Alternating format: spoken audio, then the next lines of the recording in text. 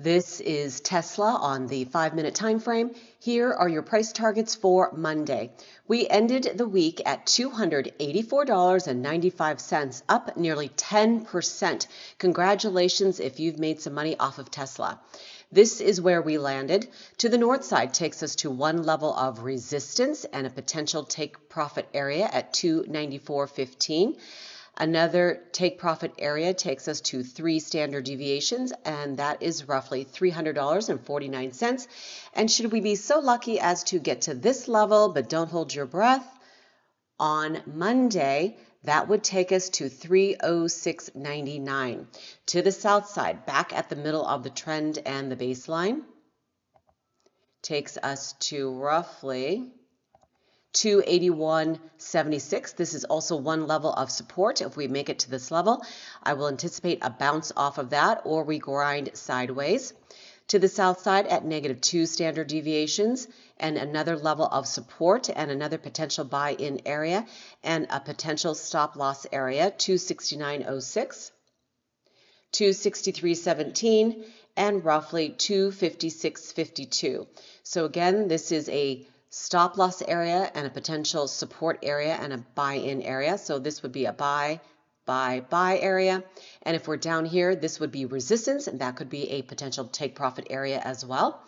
And then up here is your potential sell area and a potential to go short area as well. Looking left, you can see we clearly hit -2 standard deviations, and what happened? You guessed it, broke through the resistance level and made our way up as well. And we are slowly moving up on the 5-minute time frame.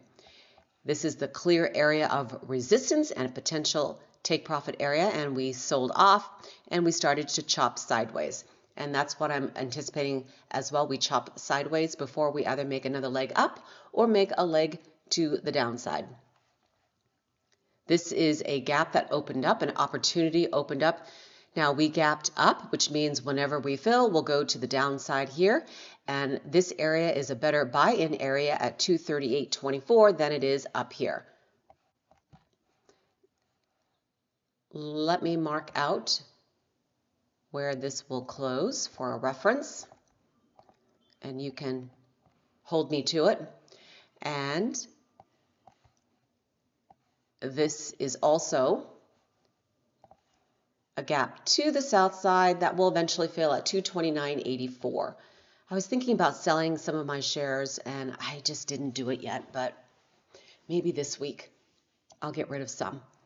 And this gap opened up on Thursday the 10th.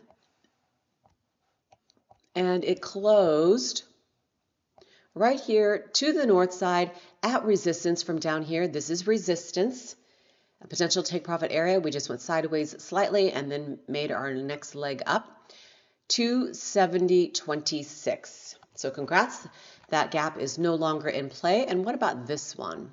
Let me clean her up here. Oh, well, I don't want to delete that just yet. So we opened up on Wednesday the 16th. And we closed right there clearly on Wednesday the 23rd.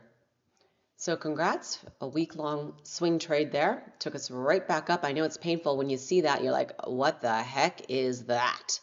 And that is a drop of, from here to down here, that is down 12%. Yikes. Well, we are actually up more than that because something happened and it got moved. So that actually ended at 254.14. Delete. And, let's see. This needs to be cleaned up. Anywhere that I see a price label, that's where I know I need to go back and clean things up. So this one opened up on Wednesday the 19th, this opportunity gap. So we gapped up, which means we're going to fill it to the downside, and that took a long time. Here we go. Look at this right here. And then we went down to go back up again. And then right here is where we touched. The landmine is now closed off. That took us down to 225.88. So congrats if you went short as we were up here to the downside. And then what about this gap? This gap closed right here also on Monday. Well, I shouldn't say also, or did it? Was that Monday there? Yeah, that was Monday. Okay, so we had two gaps that closed thanks to this wick right here, taking us down to 215.24, and that gap, oh my goodness, that gap down here, wow, I need to move to pull this, well, here it is. That opened up on October 24th of 2024, oh gosh. Okay, let's go back and close it out. Thank goodness. Right there. 215 is done, no longer a threat, but what about 201? Yeah, remember, we have many gaps to the south side with Tsla. Okay, that's going to take us down to 201.65, but we've got to get down to these gaps. This is not in the channel, not in the zone, not even close, just something to be aware of as we get whipped all over the place. Let's see what the daily time frame takes us to. Ignore all my lines. I track this for my gap and go trades for it to fill a gap that I was tracking, and it did. Then I stopped doing it on a weekly basis. And now I just look at it periodically. All right, 284.95 is where we are right here. So where are we on the daily? So one area to the north side at the middle of the trend takes us back to an area we've been at 350.84. Okay, and then to the south side, that takes us back down to roughly 233.38, which is a better buy-in if you are waiting to get in, and we are, at 284. Look at the high here. I should have gotten out at 488.54. Individual tickers, some of these tickers I will trade to get in and out, but my ETFs I keep forever. So this gap here will take us to 201.65, and that is a long time ago. Okay, and the RSI, we've got still room to move to the upside before we roll over, and we will roll over. You can bet on that. So once we hit this critical area of 70, you can bet on it. Okay, and then the weekly, we're also turning up, and on the daily, the monthly, we're also turning up on the monthly. The lowest we've ever gone on the RSI is right here. I will mark that out for myself. Let's change it to a brighter color. All right, let's go back to the 5-minute, close this out.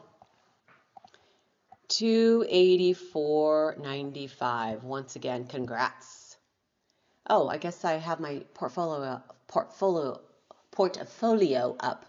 So I am up on these tickers. Oh, this one I don't own. I just put it in here so I could track it. And this is dangerous. Don't trade this. Don't trade any of these. These are, yeah. I do own Palantir, SoFi, Tsla, not the triple Qs. And that's it. All right, that does it for me. If there is a ticker you'd like me to go over, please let me know.